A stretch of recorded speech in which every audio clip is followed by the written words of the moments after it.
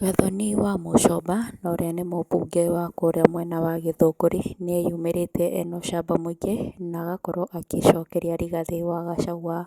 No kamũira ngĩgũtarĩria marĩa Gathoni akiugĩte, gĩtũmi gĩa Gathoni gũkorwo ena marakara maingĩ ũũ, Ngai gũthaitha na gĩtĩo wĩtĩkĩre gũ subscribe thĩinĩ wa channel ĩno itũ, nĩgetha ũgagĩkorwo wĩ wa mbere kwamũkĩra ndeto ũrĩa tũrakũharĩrĩria.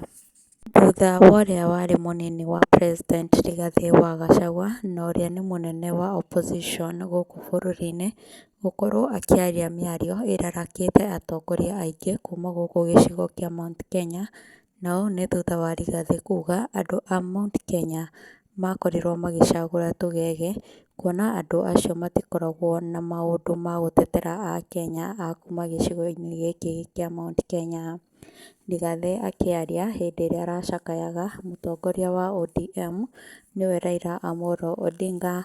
Rigathĩ nĩaraugire atĩ nĩatũrĩte akenetio nĩ mĩkĩre ya maũndũ ya Raila na ũcamba wake, na kuona egũtũra aririkanĩte Raila, kuona nĩaratigire kĩama kĩrĩa gĩtũrĩte kĩ wathani-inĩ ona thengia wa Raila gũkorwo atekuona kanya ga gũtuĩka president. If you look at Raila's team,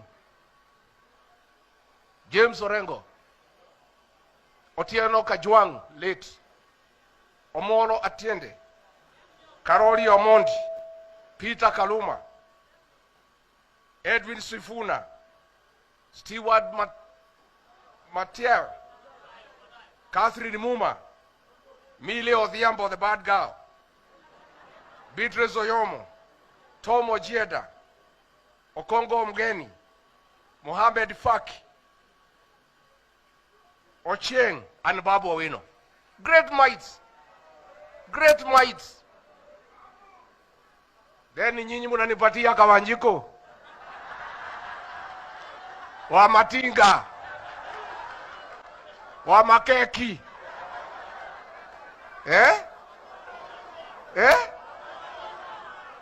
Rĩu thutha wa atongoria a gũkũ Mount Kenya kuona mĩario ĩyo ya Rigathĩ wa Gachagua, nĩmarakarĩte mũno matongoretio nĩ Gathoni wa Muchomba na ũrĩa ũrarĩ mũrata wa hakuhĩ na mũrũĩrĩri mũnene wa Rigathĩ wa Gachagua. Gathoni wa Muchomba akorirwo akwahũkana na Rigathĩ wa Gachagua thutha wa Kikuyu MP nĩwe Icũng'wa gũkorwo akiuga atĩ Gathoni akoragwo agĩtũmĩrwo nĩ thirikari eta mũthigani wa kĩama kĩa mũng'ethanĩro. Gathoni kũgerera akaunti yake ya Facebook nĩandĩkĩte na akauga, "The emotional battalion is at it again, abusing everyone who is not associating with the Maskio party. Politics of emotion is self-destructive. In the year 2022, Uhuru told us not to follow them. We told him, Mariza uende. He told us, mtaregret. We told him, hatukuri barabara, Mariza uende. See now, we have buried our sons, lost our incomes through mandatory deductions, closed businesses, lost tea bonuses, houses demolished, among others. The same people we followed in 2022 are back on the car rooftop saying, Ado Aito, hii ndio chama yetu. They told us to elect Kawajiko. Now they are telling us watoto wa single mother ni takataka tugeges. When I tell you the truth, you call me a mole and a betrayer. Good morning from the mole. I will tell you the unpopular truth. I will not support a murderer, and I have been consistent, but I will not join Maskio party blindly and through intimidations." Wa Muchomba athiĩte na mbere na kuga, "I have a feeling they shall end up with the same characters who told us that Uhuru is dynasty, those who have the blood of our sons in their hands. Andũ me wĩra. One term is only a reality if we stop fighting and agree to sit and listen to each other. Branding women like Wamarida doesn't add votes. It only scatters. Our fights will only give the enemy a free pass to victory. I will keep saying it till you block me from your profiles. Good people, stop and review. Download your emotions. One term sikuzombo. From genuine truth speaker. Matusi ni chakula ya siasa. Ĩyo nĩ mĩario ya mũmbunge wa kuma kũrĩa mwena wa Gĩthũngũri nĩwe Gathoni wa Muchomba, kũrĩa arakorwo agĩcokeria Rigathĩ wa Gachagua kumana na mĩario ĩrĩa Rigathĩ arakorirwo akĩaria mũthenya ũngĩ, kũrĩa Rigathĩ araugire atĩ atongoria a gũkũ Central kana atongoria a kĩrĩma mahana tũgege na nĩ andũ matarĩ na mĩthiĩre mĩega na nĩ andũ matarĩ na gĩthomo kĩiganu. Rĩu Gathoni wa Muchomba eyumĩrĩtie na agagĩkorwo akiuga ye ndegũkorwo agĩkirio nĩ mũndũ, egũkorwo akĩaria ũma na ũrĩa kwagĩrĩire gũkorwo gũgĩthiĩ na mbere.